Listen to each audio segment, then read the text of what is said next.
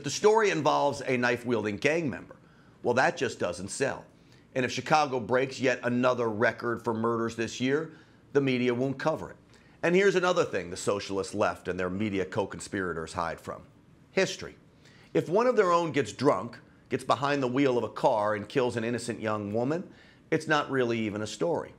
And through much objection from the liberal Hollywood elite, the ones who scream, "Me too," this story of a privileged man who improperly used a tool and killed someone is finally surfacing, thanks to the upcoming movie Chappaquiddick. The man I'm talking about, of course, is Ted Kennedy, the man the socialist left refers to as the Lion of the Senate. What they and the media leave out about this so-called son of a dynasty is he got drunk, he drove himself and his 28-year-old girlfriend campaign strategist off a bridge. He freed himself, then left her to drown. He waited to sober up to hide his crime while the poor girl slowly suffocated for hours. That's the hero of the socialist left. A man who hides behind power and privilege, who waits for his own political benefit as a girl drowns. An alcoholic who uses a tool, his car, negligently and kills someone. And that the most hypocritical part of all of this is the socialists who now want to take away your guns hail Ted Kennedy, a man who killed a girl and got away with it, as a hero. Here's Dianne Feinstein, the socialist who wants to take away your semi-automatic weapons, with the man who killed that 28-year-old woman.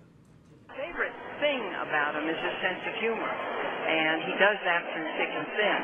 My other favorite thing is his dedication to some very good causes: human rights, civil rights, particularly health care and education. Those are the four things I think he's noted for. A sense of humor, a dedication to human rights? Tell me, Dianne Feinstein, what human right did Mary Jo Kopechne have when Ted Kennedy left her to drown while he sobered up to hide his crime? How is Ted Kennedy deserving of your praise while law-abiding Americans get your scorn and your relentless desire to limit their Second Amendment freedoms? I don't recall you trying to ban cars when your friend Teddy Kennedy drunkenly drove that car off a bridge. And how about Barack Obama, who tweets his support of the anti-gun March for Our Lives, a movement seeking to put all gun owners into a national registry and ban assault weapons?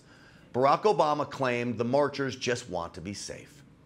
Didn't Mary Jo Kopechne deserve that same right to be safe? I guess your rules don't apply when it's an anti-gun Kennedy, because this is what you said about him, Barack Obama. What if we carried ourselves more like Ted Kennedy? What if we worked to follow his example a little bit harder? If we carried ourselves more like Ted Kennedy, there'd be a lot more Americans who use tools unlawfully with no consequences for their actions. But when a shooting happens, your first instinct is to blame the NRA. And then there's CNN. It briefly paused its anti-Trump coverage to write yet another glowing portrait of the Kennedy family. This is how it referred to the crime Ted Kennedy committed: Chappaquiddick, the tragedy that followed Ted Kennedy throughout his political career. Only CNN could make the death of a 28-year-old woman into a tragedy for the man responsible. Yet when NRA members had nothing to do with the Parkland massacre, CNN used its network to call NRA members child murderers. The agenda here is clear. If you are the right killer in the right setting, namely someone they can use to go after NRA members, law-abiding, gun-owning, God-loving Americans, then it is covered as the fault of the gun, the fault of conservatives, and the fault of NRA members. But if you're an anti-gun man of privilege from a liberal dynasty who gets drunk and drives off a bridge and leaves a woman to drown for 10 hours while he sobers up, well, then the left will hail you as a champion of human rights, a role model, and a lion for these socialists. It's not about the gun or the crime.